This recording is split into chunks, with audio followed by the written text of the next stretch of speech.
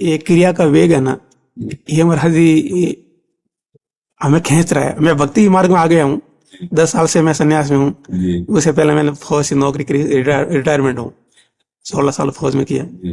फिर भी ये क्रिया का जो वेग है ना, ये मेरी अंदर मैं कुछ कुछ करूं। और तो बहुत बढ़िया है, कोई खराब थोड़ी है, पर क्या करूं इस दिशा को निर्णय सही ढंग से कर लो। अब जैसे अगर आपके शरीर में ताकत है, मान लो फौजी रही हो और तेरे शरीर में ताकत, तो लगाओ पद्मासन, घंटा, 1.5 घंटा, 2 घंटा, 3 घंटा नाम का जप करो। मानसिक मन से हटने न पावे नाम, ऐसे निरंतर नाम। अभी होश उड़ जाएंगे, अभी हाथ उठा देगा अहंकार, नहीं नहीं मैं असमर्थ हूं। नहीं नहीं, तुम करने के वेग में आओ, सिद्धासन पे बैठो।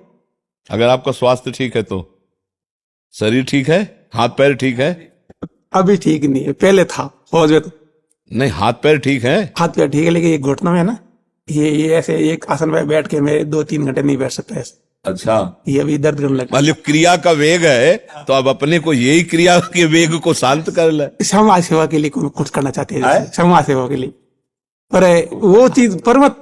देखो, हमारी एक बात समझो, हम इस बात का निषेध नहीं करते कि समाज सेवा करें, लेकिन वास्तविक समाज सेवा तब होती पहले अपनी सेवा हो जाए। हमारा जन्म जिस लिए हुआ है, पहले हम उस बात को समझ जाए, फिर समाज सेवा होगी। हमने कभी जिंदगी में नहीं सोचा था कि हमको समाज सेवा, हम योग्य नहीं थे। जिस समय काशी में आपके बिल्कुल घाट में अकेले पशुवत जीवन, हमने महाराज देखा है। अब जब आए थे साथ में ही थे, मतलब हमारा जीवन समाज लायक था ही नहीं। अब देखो, प्रभु ने समाज को सेवा करवाना चाहा तो कैसे वो यंत्रवत करवा रहे हैं। तो हमें लगता है समाज सेवा करने के लिए जो हमको चाहिए सामग्री, वो भजन है। हम डट के पहले भजन करें, पहले अपना कल्याण करो, जग का कल्याण स्वयं होगा। आप भगवदानंद में डूब जाएंगे तो हजारों लोगों को भगवदानंद में डुबो देंगे। सतरत सतरत सा लोकांतार्यति। देखो, हमारा जैसा चश्मा होता है वैसा ही हमको दिखाई देता है। सही पूछो तो किसी का कल्याण नहीं करना है, अपना कल्याण करना है। क्या मत्ता परतरम नान्यत किंचिदस्ति धनंजय। भगवान कह रहे, धनंजय मेरे सिवा और कोई नहीं है। यही मुझे जानना है कि मेरे श्री कृष्ण ही सब रूपों में विराजमान है। और जब हम ये जान गए तो उद्धार किसका करना है? उद्धार किसका करना है? हमको ये जानना है मेरा इष्ट ही सब रूपों में है। यही सबसे बड़ी समाज सेवा होगी। हम किसी से राग नहीं करेंगे, द्वेष नहीं करेंगे, इष्ट भाव रखेंगे, और जब हम अपनी मस्ती में होकर गाएंगे तो सबका कल्याण अपने आप होगा। जग का कल्याण स्वांता सुखाए तुलसी रघुनाथ का। जब अपने आनंद के लिए गाया जाता है तो और अपने आनंद लूट लेते हैं। आनंद जब अपने ही आनंद में नहीं है तो चाहे जितना बना बना के बोले, फर्क नहीं पड़ेगा सामने कुछ। तो हमको लगता है पहले डट के खूब भगवान के भजन में डूब जाओ। अब ज्यादा अवस्था तो है नहीं कि अभी जितनी बीतीत हो गई उतनी और प्लस होगी, ऐसे तो है नहीं, कलयुग है। कितने साल की आयु है? 55 साल हो। 55। वहां मुश्किल है इतना प्लस होना, कलयुगी शरीर है। तो हमें लगता है डट के नाम जप करो, जितना बैठ पाओ आसन में बैठ लो, सोफा कुर्सी में बैठ लो। नाम जप के लिए तो फिर मतलब कैसी भी परिस्थिति हो, चित्त की वृत्ति तेल धारावत नाम में लगनी चाहिए।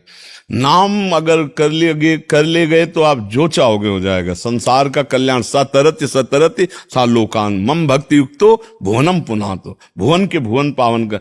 और फिर जब भजन नहीं होता तो फिर छोटी मोटी क्रियाओं में मन दौड़ने लगता है। नहीं, दूसरे से पैसा समेट करके फिर कोई न कोई ऐसे लौकिक कार्य करना, हमें लगता है इनमें फिर बहुत बिगाड़ भी हो जाते हैं। और अगर हम भजन में तन्मय हैं और भगवान को सेवा लेनी है तो उतना अर्थ आ जाएगा आपके पास, वैसे व्यवस्था करने वाले आ जाएंगे। जितने लोग हैं किसी को एक को नहीं बुलाया है, न गृहस्थ को, न विरक्त को, न एक को भी, किसी को भी अपना आज तक माना है। हमारा कोई नहीं है, हम नौकर हैं श्री जी के। आप आए हो, अपनी बात हमें बताओ, हम आपकी बात श्री जी को बताओ, श्री जी की बात आपको बता देते हैं। बस एक का भी परिचय नहीं। आज हम सत्संग में कह रहे थे कि हम एक का भी परिचय नहीं जानते कि किस जाति के हैं और कहाँ के हैं, किस प्रदेश के, एक का भी नहीं जानते हैं। और हमारे पास 10-10 वर्ष रहते हुए हो गए।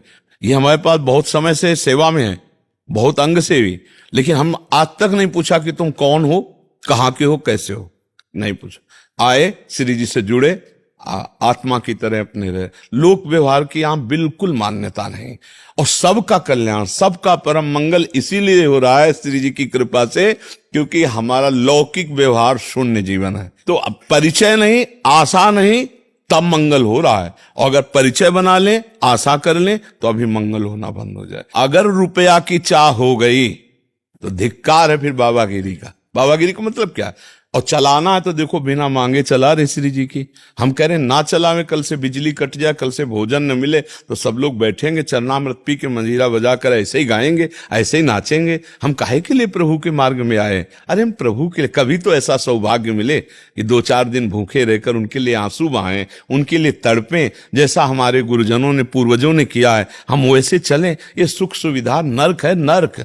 ये कोई हमारा सौभाग्य थोड़ी है। ये सुख सुविधाएं अगर हमको भोगने में सुख में लगे तो पूरी जिंदगी का किया कराया मिट्टी हो गया। जिनको साधन काल में त्याग करके विश्वत और भगवत मार्ग में चला गया, अब वो परिपक्व अवस्था में आकर के सुख दे हमें, ऐसा लगे कि इनमें सुख है, तो फिर परमार्थ क्या? तो हमें लगता है पहले उपासक को चाहिए वो अपनी इंद्रियों पर विजय प्राप्त करके परमात्म साक्षात्कार कर ले। इससे बड़ा उपकार कोई नहीं। ये पर है, परहित सरिस धर्म नहीं भाई। इसका उपकार कर ले कि अब ये दूसरा हमारा जन्म न हो, हम भगवान को प्राप्त हो जाएं। और अगर जन्म हो तो कर्म बंधन से युक्त न हो, भगवत अधिकार प्रेम से युक्त होकर, तो जगत मंगल करने के लिए खूब नाम कीर्तन, भगवत लीला गुणगान करते हुए हमारा जीवन व्यतीत हो, तो ऐसा जन्म भी निषेध नहीं है। इसलिए परोपकार की भावना को भी दबाना चाहिए। आपके लिए कह रहे हैं, अलग अलग हो तो अलग अलग उपदेश होता ना, जैसे गृहस्थ हो उसको बढ़ावा देंगे इस बात में। आपके लिए कह रहे हैं कि पहले बैठ करके मन को भगवदाकार कर लो। एक बार चित्तवृत्ति श्यामा श्याम के चरणों में समर्पित हो जाए। सावै मनः कृष्ण पदारविंदयो मुरारी पादार्पित चित्तवृत्ति। फिर जो लीला करवावे प्रभु, जो सेवा करवावे, फिर तो कोई